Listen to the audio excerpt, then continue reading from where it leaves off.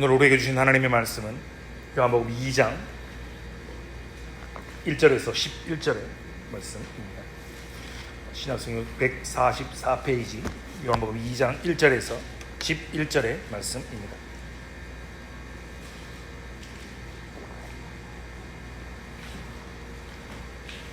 저 여러분 앉아서 교독하고 마지막 11절의 말씀은 함께 읽겠습니다. 1절입니다. 사흘째 되던 날 갈릴리 가나에 혼례가 있어 예수의 어머니도 거기 계시고 포도주가 떨어진지라. 예수의 어머니가 예수에게 이르되 저들에게 포도주가 없다 하니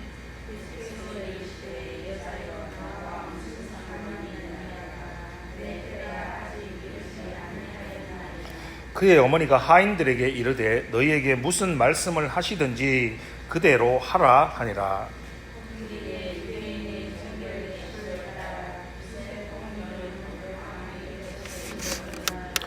예수께서 그들에게 이르시되 항아리에 물을 채우라 하신즉 아기까지 채우니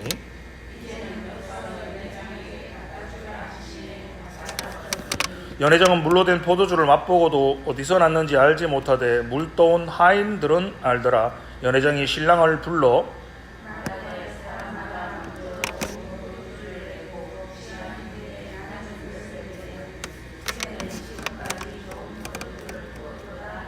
함께 읽겠습니다.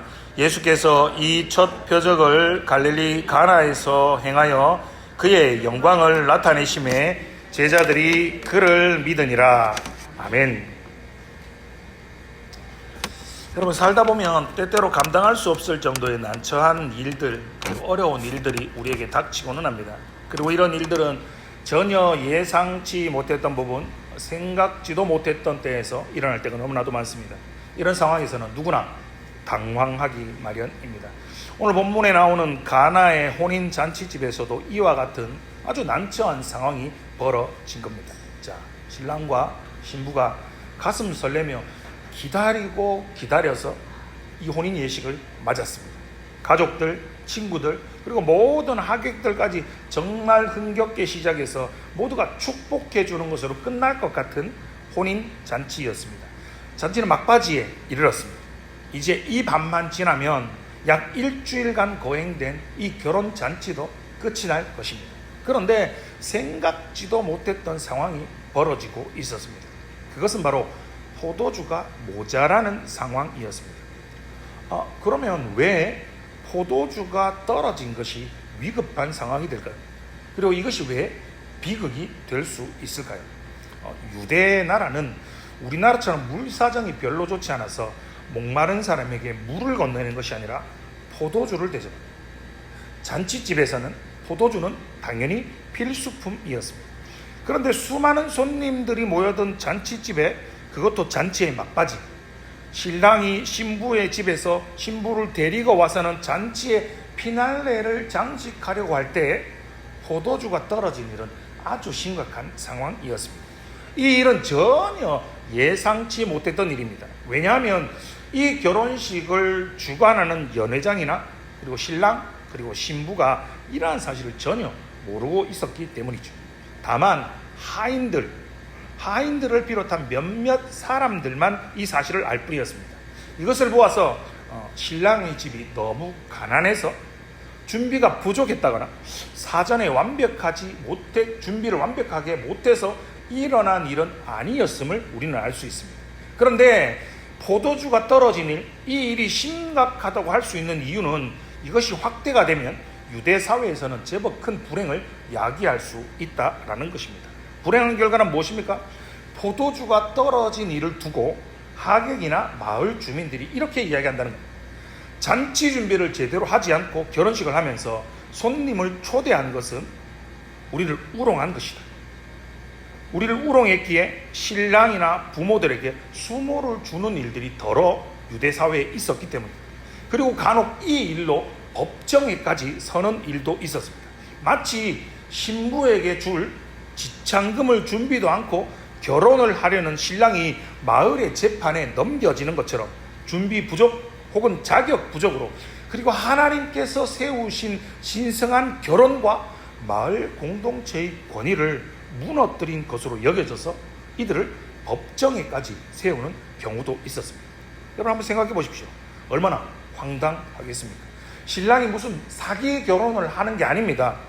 신부가 결혼식을 올리는데 갑자기 한 아이가 엄마! 하고 이렇게 뛰쳐 나온 상황도 아닙니다. 그렇다고 신랑과 신부의 사랑이 모자란 것도 아닙니다. 두 집안에 무슨 문제가 있었던 것도 아닙니다. 아니면 포도주를 일부러 적게 준비한 것도 아닙니다. 전혀 그런 것이 아닙니다. 중요한 사안에 있어서는 전혀 문제가 없는 결혼식이었습니다. 그런데도 포도주가 모자란 상황, 그것도 신랑도 모릅니다. 신부도 모릅니다.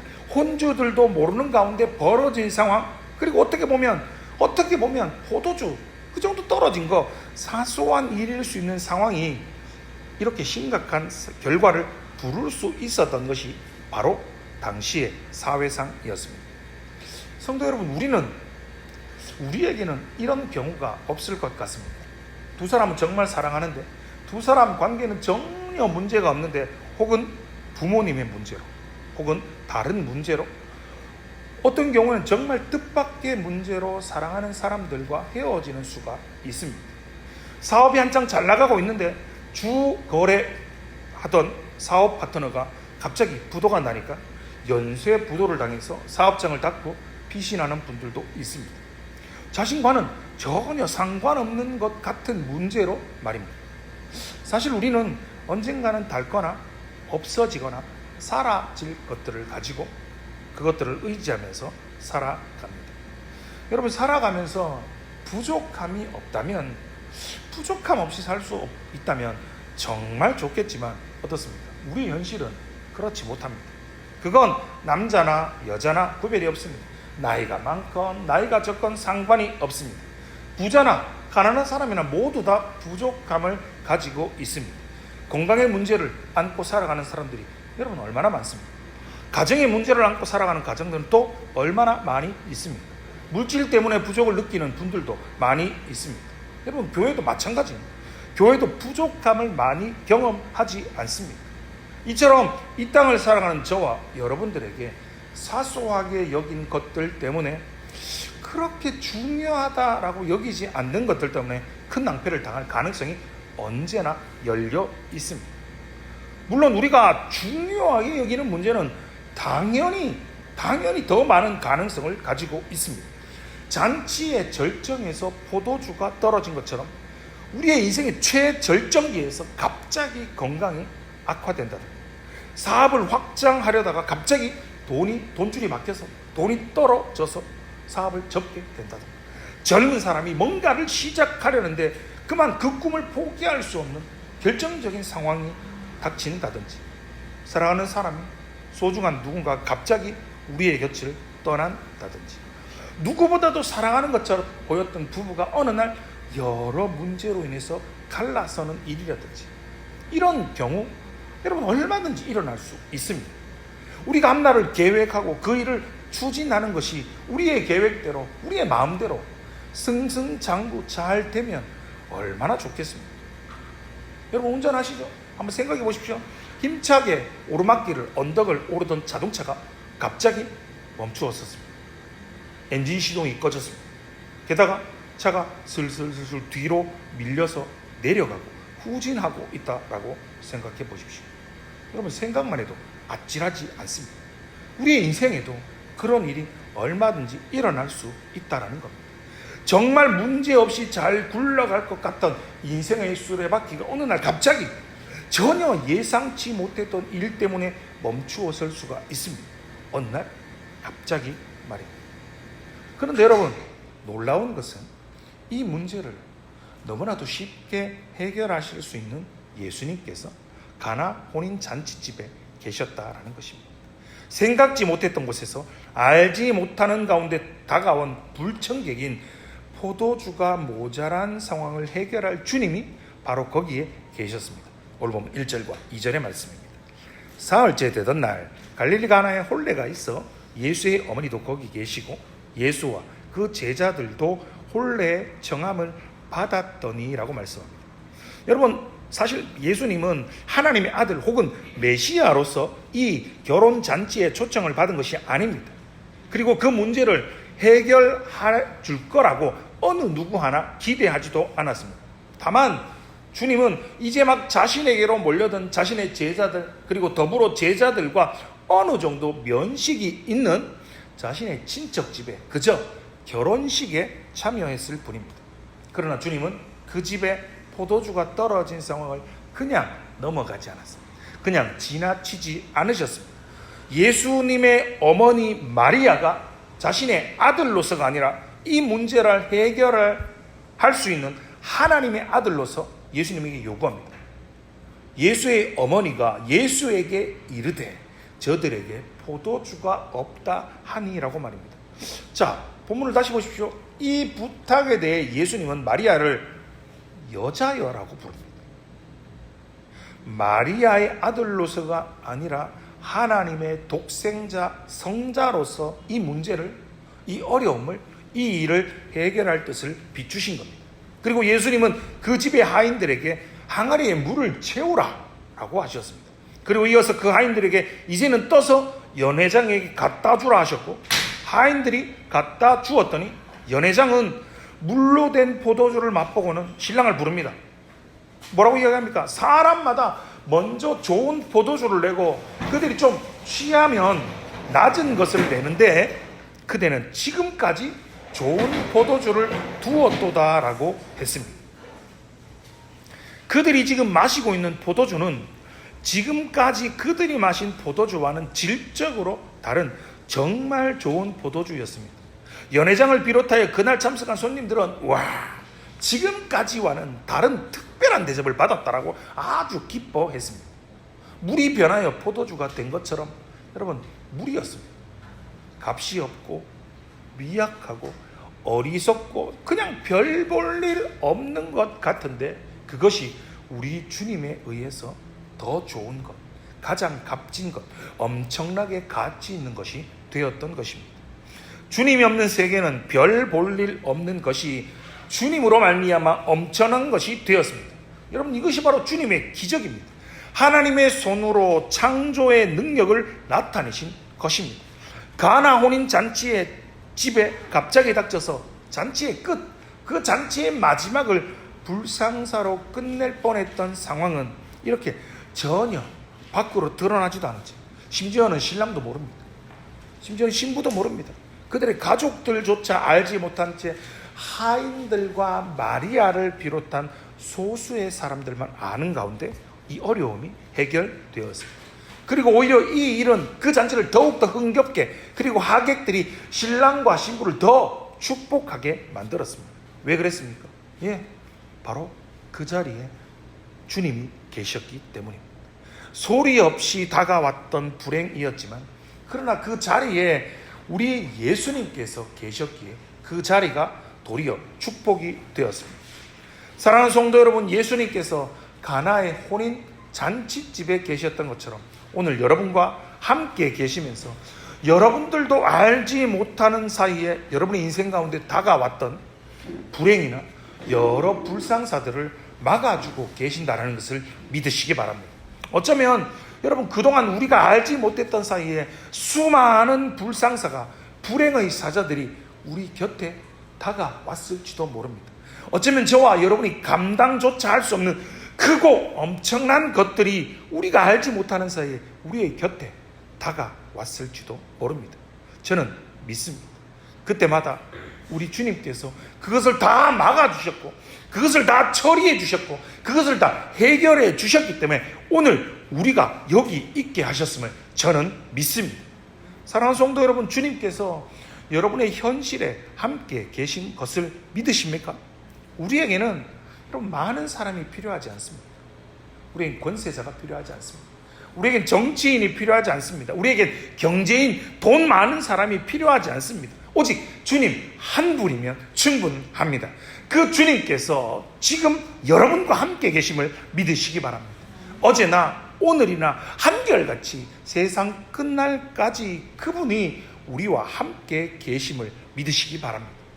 41년 동안 총 21,200시간을 무사고 비행한 후에 현재 일선에서 물러나서 후진을 양성하고 계시는 신일덕 씨를 이렇게 부릅니다. 나르는 전도왕 할렐루야 캡틴이라고 말입니다. 신일덕 씨는 다음과 같은 간증을 했습니다. 1990년 11월 16일 나는 K725편 기장을 맡았다. 서울에서 사이판을 비행하는 것인데 주말이라 신혼부부 61쌍을 비롯한 모두 165명이 탔다. 승무원은 나를 포함해 모두 8명이었다. 출발하는 서울 김포공항은 하늘이 높고 푸른 전형적인 가을 날씨를 보여주었다.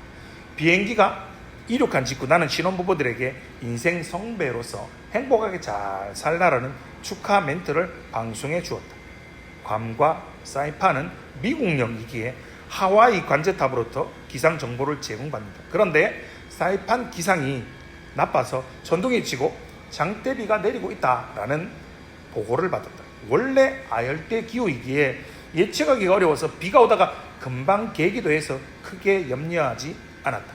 그리고 날씨가 안 좋아도 그동안의 비행 경험에 비추어 착륙에는 전혀 문제가 없다고 생각했다. 도착 15분 전이었다. 서서히 하강하기 시작하는데 기관사가 기장님, 착륙바퀴 유압이 좀 이상합니다 라고 보고하는 것이 아닌가. 유압 이상으로 비행기 바퀴가 빠지지 않으면 수동으로 바퀴를 빼내는 방법이 있었다. 이 방법은 비행 교육 시에 여러 차례 시뮬레이션으로 해보았기 때문에 큰 문제가 없다라고 판단했다. 나는 다소 불안해하는 승무원들을 위로하기 위해서 걱정들 말게나 수동으로 바퀴를 내리면 되지 않는가, 직접 실습할 수 있는 기회를 얻었으니 더 좋다라고 여유있게 말했으나 나 역시 내심 불안했다. 우리는 수동장치를 열고 바퀴가 기체 밖으로 펼쳐질 수 있도록 핸들을 돌리려고 했다. 몇 번 힘을 주던 기관장이 얼굴빛이 하얗게 변했다. 기장님, 큰일 났어요. 수동 바퀴가 안 돌아가요. 나는 마지막까지 응급조치를 취했지만 승객들에게 마음의 준비를 시켜야 했다. 승객 여러분 죄송합니다. 기체 바퀴에 이상이 있어 동체 착륙을 해야 할지 모릅니다. 일단 본인들의 소지품을 모두 앞 의자 주머니에 넣어주시고 고개를 좌석 밑까지 숙여 최대한 자세를 낮춰주십시오. 그리고 사무장의 지시를 잘 따라 주시길 바랍니다. 우리 모두를 위해 하나님께 기도드리고 있습니다. 기내는 금방 웅성거림과 함께 신혼부부들이 서로 부둥켜 안고 울고 난리가 났습니다. 나는 조종관을 부기장에게 맡기고 기관장과 함께 간절히 기도했다. 그것은 기도가 아니라 울부짖음이었고 절규였다. 더구나 승객들은 이제 막 결혼해서 새로운 인생을 출발하는 이들이 아닌가. 땀을 비오듯 쏟으며 간절히 기도드리는 내 마음속에 이사야 41장 10절의 말씀이 부드럽게 들리기 시작했다. 두려워 말라, 내가 너와 함께 함이니라. 놀라지 말라, 나는 내 하나님이 됨이니라. 내가 너를 굳세게 하리라. 참으로 너를 도와주리라. 나의 의로운 오른손으로 너를 붙들리라. 나는 할렐루야, 아멘을 큰 소리로 연발했는데 부기장은 내가 정신이 이상해지는 것으로 판단해서 기장님 정신 차리세요라고 나를 흔들었다. 나는 이제 마지막으로 한 번 더 수동장치를 돌려보고 이번에도 안 되면 동체 착륙을 하겠다라고 관제탑에 알리게라고 말했다. 수동장치를 돌리는 순간 조금 전까지 그렇게 돌려도 움직이지 않던 그 장치가 한 손으로도 술술 돌아가는 것이 아닌가. 마치 기름을 친 것처럼 바퀴가 하나 둘 나오기 시작했다. 나는 조종실에서 큰 소리로 외치기 시작했다. 하나님은 살아계십니다. 그리고 역사하십니다. 여러분 시편 46편 1절에서 3절은 이렇게 노래합니다. 하나님 우리의 피난처시요 힘이시니 환난 중에 만날 큰 도움이시라. 그러므로 땅이 변하든지 산이 흔들려 바다 가운데 빠지든지 바닷물이 솟아나고 뛰놀든지 그것이 넘침으로 산이 흔들릴지라도 우리는 두려워하지 아니하리로다. 아멘. 사랑하는 성도 여러분, 흔들리지 마십시오. 요동하지 마십시오. 두려워하지 마십시오. 겁내지 마십시오. 우리 주님께서 여러분의 힘이 돼서 여러분을 붙들고 계십니다. 우리에게 시인이자 목사님으로 알려진 용혜원 목사님의 하나님은 언제나 함께 하신다오라는 한 편의 시를 소개해 드리겠습니다. 그대의 속주머니 깊숙이 들어있는 신약 성서 속에 하나님은 잠들고 계시지 않다고. 예배당의 종소리가 울리지 않는 날에도 그분은 함께 하신다고. 횡단보도에 붉은 신호등이 켜지고 골목에서 아이들이 싸우며 울 때, 도둑이 아무도 모르게 담을 넘고 밤을 지키는 병사가 졸고 있을 때, 죽음을 기다리는 사형수의 감옥에도 하나님은 계시다. 그대 기도 드리는 시간에만 하나님이 계시는 것은 아니라고. 그대의 눈앞에 언제나 볼 수 있는 두 손처럼 하나님은 언제나 계신다고. 고민될 때, 화가 날 때, 아픔으로 몸져 누웠을 때, 절망으로 죽고 싶을 때 그분은 우리 곁에 있다고. 우리는 순간순간을 그분이 보아주기를 원하지만 그분은 우리의 영혼을 보고 계신다고. 기쁠 때, 소망이 있을 때만 그분이 당신 곁에 있다고 생각한다면 그대는 정말 어리석은 그리스도인이에요. 그대가 멀리 도망가고 싶어할 그 순간에도 가장 가까이 마음 문을 두드리고 계신다오 라는 시입니다. 갈릴리 가나 혼인 잔치집에 기적이 일어났습니다. 바로 그곳에 주님이 계셨기 때문입니다. 어느 누구도 할 수 없었던 그 일을 우리 주님은 너무도 쉬운 방법으로 해결해 주셨습니다. 이 기적은 갈릴리 가나에만 일어날 수 있는 일이 아닙니다. 오늘을 살아가는 저와 여러분에게, 우리 모두에게도 동일하게 일어날 수 있다는 것을 믿으시기 바랍니다. 11절의 말씀입니다. 예수께서 이 첫 표적을 갈릴리 가나에서 행하여 그의 영광을 나타내심에 제자들이 그를 믿으니라 라고 말씀하십니다. 여러분, 예수님은 이제 막 자신을 따르기 시작한 제자들을 바로 이 놀라운 기적을 통해서 믿게 하셨습니다. 성도 여러분, 주님께서 여러분을 위하여 하시는 일 가운데 하나가 바로 여러분을, 예수님을 더욱더 잘 믿게 만드시는 일이라는 것을 믿으시기 바랍니다. 주님은 여러분이 주님을 더욱 잘 믿고 더 의지하기를 원하시고 그렇게 되도록 만들어 가시는 분이십니다. 주님은 오늘도 우리의 믿음 없음을 아십니다. 우리의 어리석기 짝이 없는 우리의 이 죄악된 본성을 아십니다. 그리고 이런 믿음을 더하게 하시는 역사를 우리의 곁에서 행하시는 분이십니다. 오늘 본문에 나오는 가나 혼인 잔치집에 여러분 하인들을 보십시오. 그들은 어떤 면에서는 어느 누구도 누리지 못한 축복들을 누린 사람들입니다. 왜냐하면 하인들은 항아리에 자신들이 부은 물이 포도주로 변한 것을 그들이 직접 경험한 사람들입니다. 그들이 물을 떠다가 항아리에 부었습니다. 바로 그 물을 떠서 손님들에게 갖다 주라는 예수님의 말씀에, 어쩌면 말도 되지 않을 것 같은 그 말씀에 순종한 하인들은 주님의 능력을 체험하고 그 기적으로 말미암아 주님을 믿는 사람들이 되었습니다. 그들은 하나님의 능력과 하나님의 살아계심이 바로 자신들의 손끝에서 이루어지는 놀라운 경험을 간직하는 믿음의 사람들이 되었습니다. 여러분, 교회에도 이와 같은 두 부류의 성도들이 있습니다. 어떤 사람은 살아계신 주님이 베풀어 주시는 각종 은혜와 복들을, 혜택들을 누리며 살아갑니다. 또 어떤 사람들은 그것이 어떻게 생겨났는지는 모릅니다. 그러나 단지 즐기기만 하는 사람들이 있습니다. 그들은 스스로 자기들이 수준을 만족할지라도 신앙의 감칠맛은 모르면서 그저 교회에 다닐 뿐입니다. 남들이 알지 못하는 주님과 나만의 아주 특별한 신비한 교감, 이것은 오직 자신의 문제를, 자신의 어려움을 주님께 아뢰면서 그 응답을 기다리는 사람만이 알 수 있습니다. 하나님께로부터 난 능력과 크신 주님의 손길은 주님을 적극적으로 의지하는 사람만이 알 수 있는 것입니다. 사람들은 흔히 왜 이렇게 이야기합니다. 아니, 왜 내게는 놀라운 기적이, 하나님의 기적이 안 일어나는지 모르겠다라고 이야기하지 않습니까? 하지만 그런 사람들의 대부분은 오직 전적으로 주님을 의지하지 않는 사람들이 아닐까요? 뭔가 부족하고 뭔가 모자라고 아니면 심각한 문제에 부딪혀서 기도하기보다는 저와 여러분의 아주 평범한 일상적인 일들, 그 모든 것들을 주님께 맡김으로 주님의 능력을 경험하시기 바랍니다. 그런 일상적인 일들로서 여러분이 주님을 더욱 믿고 의지한다면, 여러분의 삶에 주님의 능력이 나타나기를 바란다면 더욱 더 주님께 기도하시기 바랍니다. 기도함으로써 여러분은 주님의 놀라운 역사를 경험하며 살아갈 수 있을 것입니다. 인생의 한 궁핍, 한 가정의 위기에도 무엇인가 모자라는 것이 있기 때문입니다. 여러분, 모자라는 순간에 그 모자람으로 인해서, 그 모자란 것 때문에 모든 것이 원망으로, 불평으로 끝나려는 순간에 오히려 영광스럽고 행복한 역전의 드라마가 펼쳐졌습니다.